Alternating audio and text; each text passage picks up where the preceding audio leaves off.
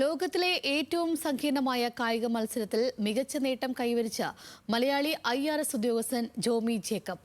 ഗ്രുവെല്ലിംഗ് Ultraman Australia endurance race പൂർത്തിയാക്കി എത്തിയ ജോമിക്ക് കൊച്ചി നെടുമ്പാശ്ശേരി വിമാനത്താവളത്തിൽ സ്വീകരണം നൽകി.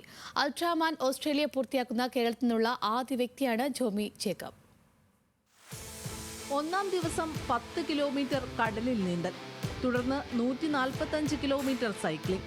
രണ്ടാം ദിവസം 275 കിലോമീറ്റർ സൈക്ലിംഗ്. മൂന്നാം ദിവസം 85 കിലോമീറ്റർ അൾട്രാ മാരത്തൺ. അതിസങ്കീർണമായ ഈ മത്സര ഇനങ്ങൾ വിജയകരമായി പൂർത്തിയാക്കിയാണ് ജോമി കേരളത്തിൽ തിരിച്ചെത്തിയത്.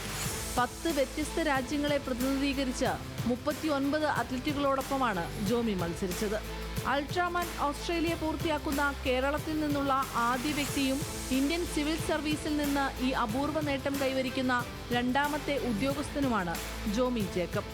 മത്സരങ്ങൾ വിജയകരമായി പൂർത്തിയാക്കാൻ കഴിഞ്ഞതിൽ അഭിമാനമുണ്ടെന്ന് GST ആൻഡ് കസ്റ്റംസ് വകുപ്പിൽ അഡീഷണൽ കമ്മീഷണർ കൂടിയായ ജോമി ജേക്കബ് പറഞ്ഞു. ഈ റേസിന്റെ പ്രത്യേകത എന്ന് വെച്ചാൽ അൺലൈക്ക് അയൺമാൻ റേസസ്, ഇതൊരു സെൽഫ് സപ്പോർട്ടഡ് റേസ് ആണ്. നമ്മുടെ സ്വന്തം ക്രൂ ആയിരിക്കണം, നമ്മുടെ കൂടെ നമ്മുടെ തന്നെ ഒരു ടീം ക്യാപ്റ്റനും നമ്മളെ സപ്പോർട്ട് ചെയ്യാനായിട്ട് വേണ്ടി ആൾക്കാർ കാണണം. 6-7 മാസത്തോളം ഉള്ള അതിന് കണ്ടിന്യൂസ് ആയിട്ടുള്ള എഫേർട്സ് ആയിരുന്നു ട്രെയിനിങ്. അപ്പം ഇതിനുവേണ്ടി വൈഫ് അനുവും പിള്ളേരും അവരൊക്കെ ഒത്തിരി ഹെൽപ്പ് ചെയ്തിട്ടുണ്ട്.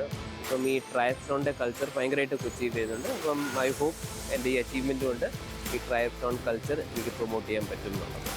ലോകത്തിലെ ഏറ്റവും കഠിനമായ അൾട്രാ എൻഡ്യൂറൻസ് റേസുകളിൽ ഒന്നായാണ് അൾട്രാമാൻ ഓസ്ട്രേലിയ കണക്കാക്കപ്പെടുന്നത്.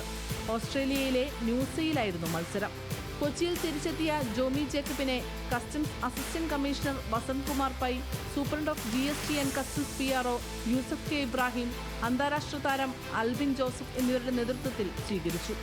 2009 ബാച്ചിലെ ഇന്ത്യൻ റവന്യൂ സർവീസ് ഉദ്യോഗസ്ഥനാണ് ജോമി ജേക്കബ്. ന്യൂസ് മലയാളം, കൊച്ചി.